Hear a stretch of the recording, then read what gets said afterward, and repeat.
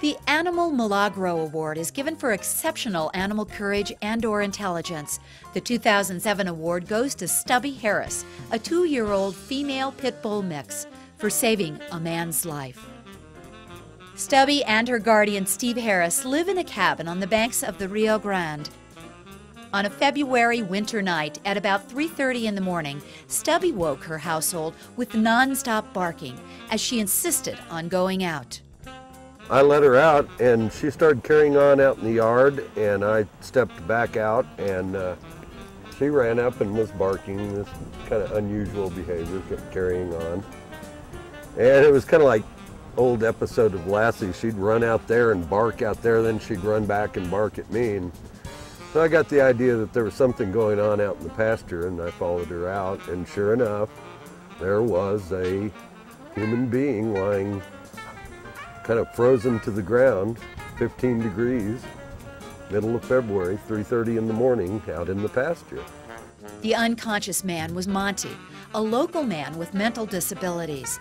He later told rescuers that he had tried to jump across the Rio Grande. He fell into the river and was dragged into some rapids. Although he was able to pull himself onto the riverbank, his strength ran out in the Harris's pasture, where he collapsed. Had Stubby not persisted and found him, I would not have found him until he was already gone. People talk about pit bulls as being ferocious and dangerous to human beings, but I think that her qualities of persistence and doggedness really saved the day for Monty.